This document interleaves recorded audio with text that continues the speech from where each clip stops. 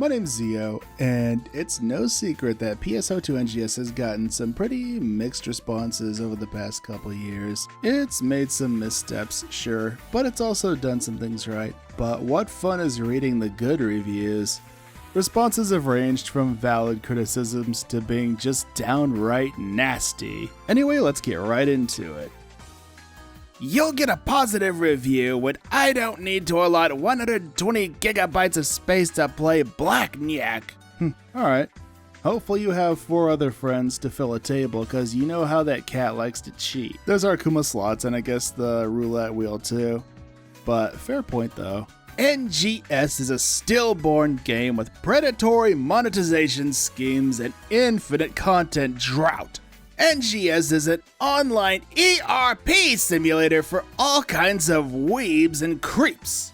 Every update only reuses the exact same but slightly reskinned enemies, leading to incredibly repetitive quests with close to zero variety and ingenuity to them, and adds more fashion as well as P2W gotcha banners for whales to sink their money into.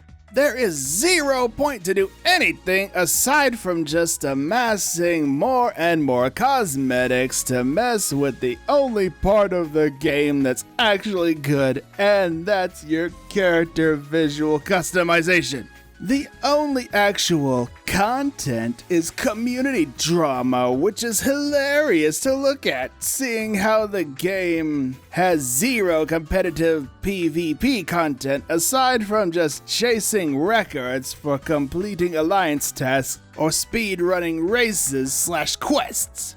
Yes, there is a market where a F2P player can buy most of the stuff they might want, but you have to buy premium subscription to sell stuff on it, while F2P players very rarely get a consumable bare 3 days passes. Any fashion you get from very few FTP gotcha banners can't be sold on it, only whatever rare drops you might get from grinding the game for weeks and months, which leads to whales monopolizing the market and setting prices unreachable for F2P players no matter how hard they will grind. Any good fashion pieces or meta gear will always cost you weeks and months of restless grind. And considering how this game is clearly made to be a soulless cash grab, of course on top of that you have slothful greedy devs that don't care about their own community and can take months, if not years, to fix old bugs or add QOL tweaks that players have been asking for since NGS initial release. I still come back to this game from time to time because I have a few friends here I can hang out with. But if you look what to sink time into, just go and download an incremental idle game or some sort of clicker. It'll be a much more interesting and rewarding experience than whatever you might get from this game. Oh my goodness.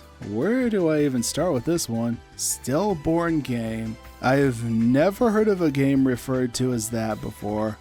That's a new one. There are some pretty fair points here. The P2W thing, I'd say it's not as egregious as some other games. But yeah, they could throw the free-to-play folks some more bones, give them more opportunities to participate in the economy, like more 3-day shop passes. It's a delicate dance. You want free-to-play folks to feel like they're participating in the economy and feel like their time is being respected. But on the other side of that coin, you don't want paying customers to feel slighted. I don't know if there's an easy solution to this besides taking large amounts of Meseta out of circulation, but that's its own can of worms. As for reusing assets, this isn't exactly new. Someone has to do concept art, then someone has to rig it and model it and texture it and give it animations. And then before any of that happens, someone has to approve it. If people are limiting the pace of content rollouts now, just think how much worse it would be if everything had its own unique assets. As for dev sloth and soulless cash grab, I don't think the devs are lazy per se, though I think that problem may stem more from meddling from the higher ups. There's the fact that it isn't just Sega, it's Sega Sammy, and Sammy's the one wearing the pants here because they're the ones making all the money with those pachinko machines. I think PSO2 was their second best selling free-to-play game according to that last earnings report, so I guess the higher-ups are seeing that and they're telling the Phantasy Star team to double down on what's making them the most money. What the hell are they gonna say? No?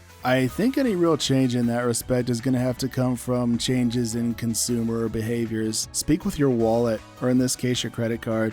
Yeah, I'll agree that a lot of the quality of life stuff from base should have been there from the get-go. I'm glad this person has friends they can hang out with in-game though whenever they pop in. Just stay away! Save yourself! Okay, I can't really dissect or say anything else about this one. 27 hours on Steam. I don't know if they played the other platforms, but okay. 7 years too late. Too much DLC. Just give us a proper Phantasy Star portable type game without the MMO elements. Okay. Yeah, I hear you on the 7 years too late part. If ever there was a time to revive the original tetralogy with brand awareness being what it is, this is it. I think the game used to be fun. It's hard to support the game right now. Even though PSO2 NGS has been out for 2 years, you can complete pretty much everything in less than a day. The first few days are fun, and then you sort of realize that there's nothing to do except spend time on customizing your characters. The gameplay loop is too boring. Farming for an endgame weapon feels meaningless. What I really enjoyed about the old base PSO2 was that there was a much better feeling of exploration, and getting powerful weapons felt meaningful. The combat also felt more unique in base PSO2, but that's just my opinion. The graphics are good, the cosmetics are good, but the game just isn't fun anymore. I suggest giving base PSO2 a try at least once though. It's just that you'll have a tough time finding people to play with on base PSO2 now, since the population is only getting smaller there. Those were the days, my friend, we thought they'd never end. But yeah, I kind of hear you on the gear with base PSO2. Base PSO2 had the special augments which gave equipment more variety. NGS is just make number bigger, and the only variety is with weapon potentials, and that's about it. This was a fun one. While there were some valid points made, I thought I'd take a more comedic tone reading these reviews. I did pull these from Steam since it does have the largest pool of reviews for the game right now. I might do this sort of thing again in the future. So yeah, that's gonna do it. I hope you enjoy the rest of your day. And remember, to thine own self be true.